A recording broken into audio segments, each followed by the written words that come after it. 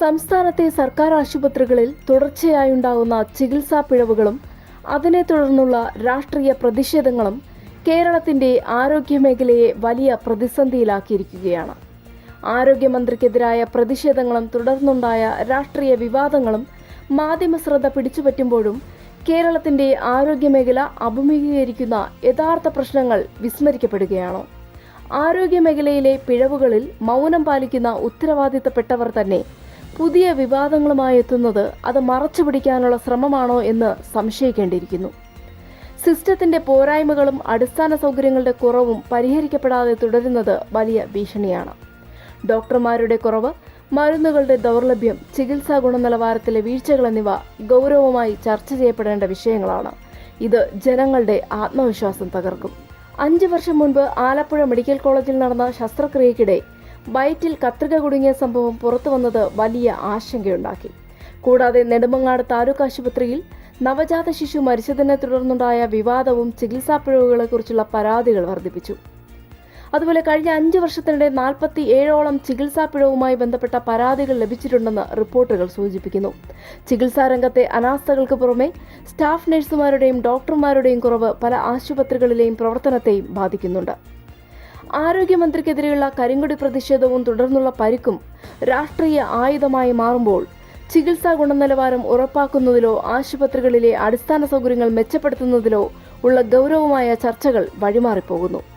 സർക്കാർ ആശുപത്രികളിലെ ജീവനക്കാരുടെ കുറവ് പരിഹരിക്കാനും ചികിത്സാ പിഴവുകൾ ആവർത്തിക്കാതിരിക്കാനുമുള്ള ശാശ്വത പരിഹാരങ്ങൾ വൈകുന്നത് സാധാരണക്കാരെയാണ് ഏറ്റവും കൂടുതൽ ബാധിക്കുന്നത്.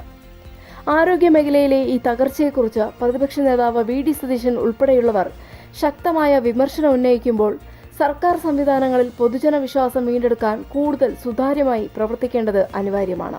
ചികിത്സാ പിഴവുകൾ ഉണ്ടാകുമ്പോൾ അവ മറച്ചുവെക്കുന്നതിനോ ന്യായീകരിക്കുന്നതിനോ പകരം കൃത്യമായ അന്വേഷണവും നടപടിയും ഉണ്ടാകുന്നുവെന്ന് ഉറപ്പാക്കേണ്ടതുണ്ട്. ചികിത്സാ പിഴവുകളെക്കുറിച്ച് നിയോഗിക്കുന്ന അന്വേഷണ കമ്മീഷനുകളുടെ റിപ്പോർട്ടുകൾ നിശ്ചിത സമയത്തിനകം പുറത്തുവിടേണ്ടതുണ്ട്. പന്തീരാങ്കാവ് സ്വദേശിനി ഹർഷീനയുടെ വയറ്റിൽ കത്രിക കുടുങ്ങിയ സംഭവത്തിൽ അന്വേഷണം വൈകിയത് വലിയ പ്രതിഷേധങ്ങൾക്ക് ഇടയാക്കി. ആശുപത്രികളിലെ മരുന്നുകളുടെ ലഭ്യത, ശസ്ത്രക്രിയകളുടെ വിവരങ്ങൾ എന്നിവ പൊതുജനങ്ങൾക്ക് അറിയാൻ കഴിയുന്ന തരത്തിൽ ഇ ഹെൽത്ത് സംവിധാനം കൂടുതൽ കാര്യക്ഷമമാക്കണം. രാഷ്ട്രീയ വിവാദങ്ങളിൽ മാത്രം ശ്രദ്ധ കേന്ദ്രീകരിക്കുന്നതിനു പകരം ആരോഗ്യവകുപ്പിലെ ജീവനക്കാരുടെ കുറവ് പരിഹരിക്കാനും ആരോഗ്യ സംരക്ഷണ നിയമങ്ങൾ ഫലപ്രദമായി നടപ്പിലാക്കാനും സർക്കാർ തയ്യാറാകണം. ആരോഗ്യവകുപ്പിലെ യഥാർത്ഥ പ്രശ്നങ്ങൾ പരിഹരിക്കപ്പെടണമെങ്കിൽ അനാസ്ഥകൾക്കെതിരെ മുഖം നോക്കാതെയുള്ള നടപടികൾ ഉണ്ടാകേണ്ടതുണ്ട്. രാഷ്ട്രീയ ആക്രമണങ്ങളും വിവാദങ്ങളും ഇത്തരം ഗൗരവകരമായ ചർച്ചകളെ വഴിതിരിച്ചുവിടുന്നത് സാധാരണക്കാരായ രോഗികളെയാണ് ബാധിക്കുന്നത്. സർക്കാർ സംവിധാനങ്ങൾ കൂടുതൽ സുതാര്യമായി പ്രവർത്തിക്കേണ്ടത് അനിവാര്യമാണ്. എന്നാൽ കേരളത്തിലെ ആരോഗ്യവകുപ്പിനെ സംബന്ധിച്ച ചർച്ചകൾ പലപ്പോഴും വിവാദങ്ങളിൽ മാത്രം ഒതുങ്ങിപ്പോകുന്നു എന്ന വിമർശനം ശക്തമാണ്. രാഷ്ട്രീയ ആരോപണങ്ങൾക്കും വിവാദങ്ങൾക്കും അപ്പുറം ഈ മേഖല നേരിടുന്ന ചില അതീവ ഗൗരവകരമായ യഥാർത്ഥ പ്രശ്നങ്ങൾ ചർച്ച ചെയ്ത് പരിഹരിക്കേണ്ടതുണ്ട്.